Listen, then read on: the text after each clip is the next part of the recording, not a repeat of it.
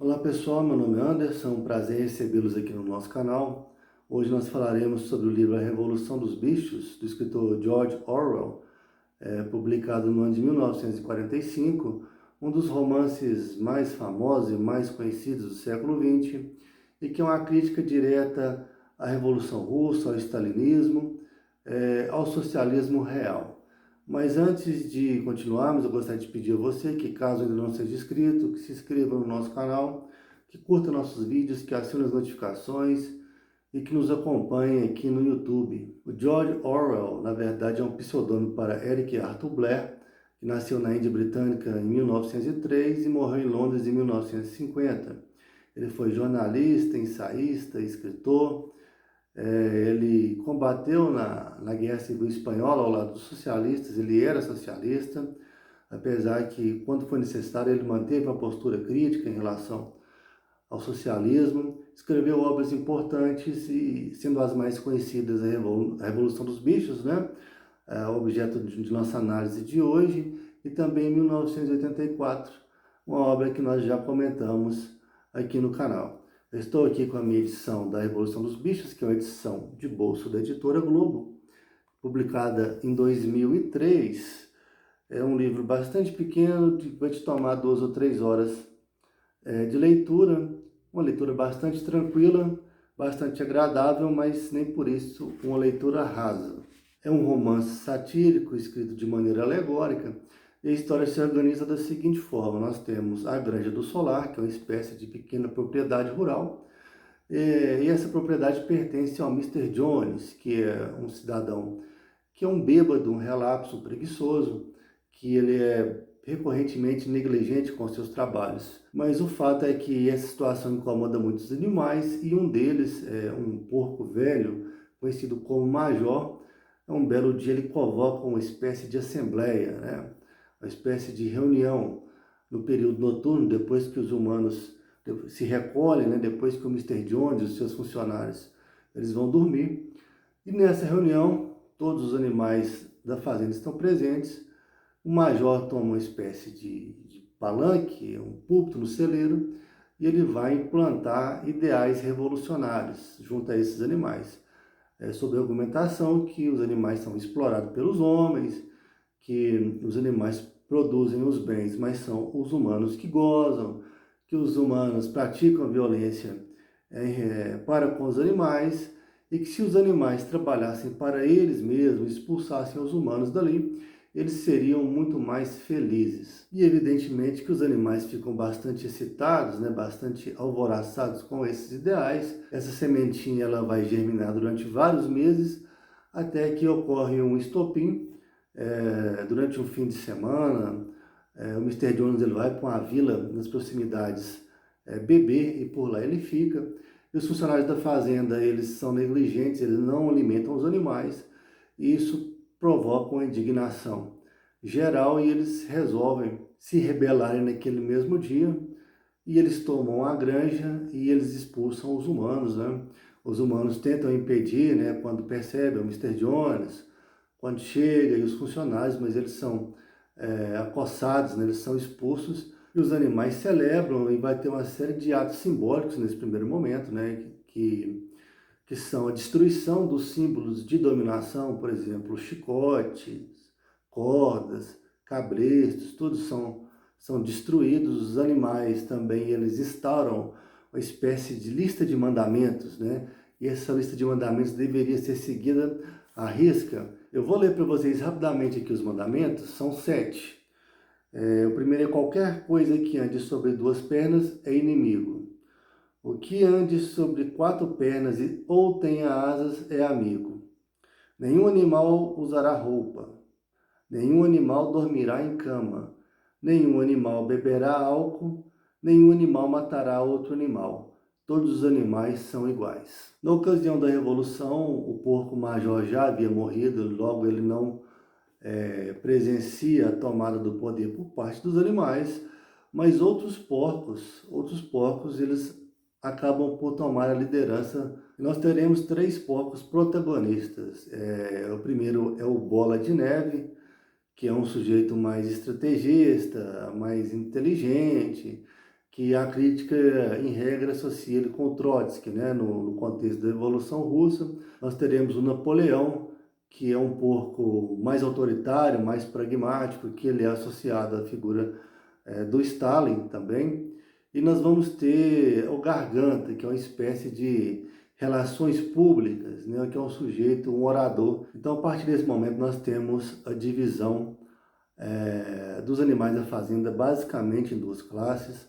Nós vamos ter uma classe privilegiada, uma classe de elite que será composta pelos porcos, né, que exercerão atribuições intelectuais de coordenação apenas, e da outra ponta nós teremos os demais animais, né, que farão o trabalho duro, o trabalho braçal, e que terão direito à opinião bastante limitado. Interessante que no espectro intermediário você tem a classe dos cães de guarda, né, que foi formada principalmente por duas ninhadas de duas cadelas antigas da fazenda, que foram, essas ninhadas foram apropriadas por Napoleão, né, e vão servir exclusivamente a ele e aos seus interesses pessoais. E não obstante o discurso da igualdade e a aparente igualdade que ocorreu inicialmente, né, porque os porcos semanalmente eles chamavam os demais animais para as reuniões, para as assembleias, eles explicavam lá os planos estratégicos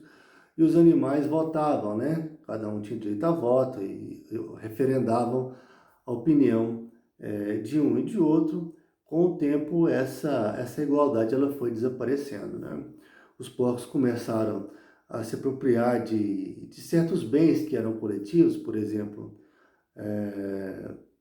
o leite ordenhado das vacas. Assim que os humanos foram embora, as vacas ficaram com os úberes, né, com as tetas cheias e doloridas, e o leite foi ordenhado. E os animais perguntaram, mas e aí, nós vamos dividir o leite? E os porcos, não, calma, nós temos um projeto mais importante para esse leite. Não se preocupe com o leite.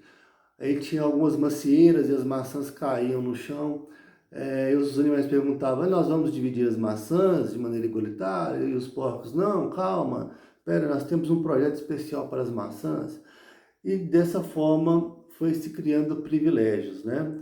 De maneira progressiva até que a situação dos animais, de maneira geral, ela se aproximou bastante da situação da época em que o Mister Jones gerenciava a sua propriedade. Mas o fato é que acontece um racha entre essa classe dirigente, os dois porcos protagonistas principais, que são o Napoleão e o Bola de Neve, eles não se entendem, né, a respeito das estratégias de gerenciamento da fazenda, né, podemos dizer assim.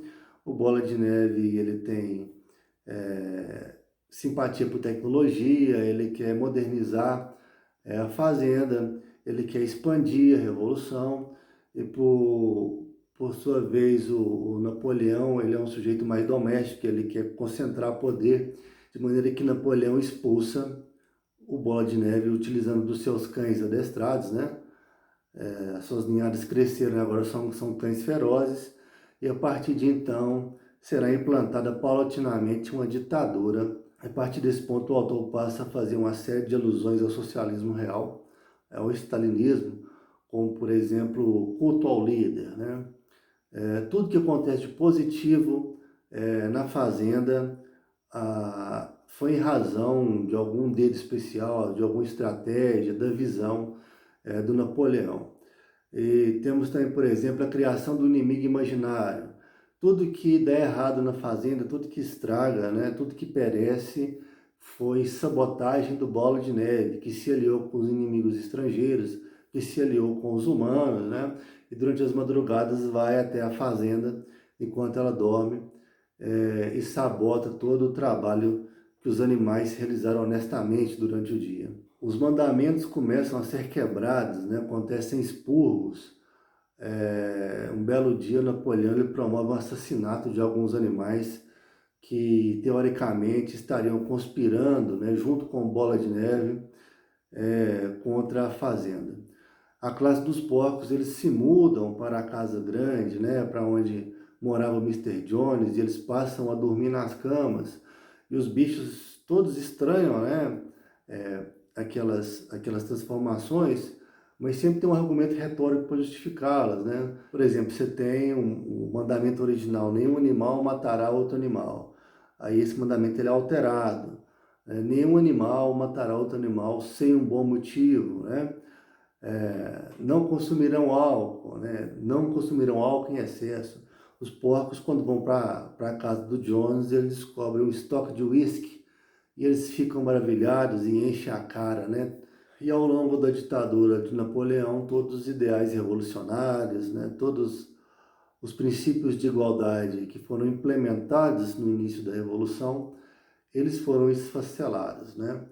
E o único valor, o único ideal, o único princípio vigente era a vontade do camarada, né? Tratado como camarada, Napoleão, o líder supremo da granja, né? E ao fim da obra nós temos os porcos que aprenderam a andar sobre as patas traseiras, andam agora sobre duas patas, confraternizando com os humanos e alterando o mandamento: quatro patas bom, duas patas melhor ainda. Como eu disse no início, o Orwell ele era socialista e ele usou sua obra para atacar os totalitarismos, né, do século XX, que ele foi contemporâneo, né, foi contemporâneo do fascismo, do nazismo e do stalinismo. Mas nessa obra específica, ele ataca o socialismo real, o stalinismo.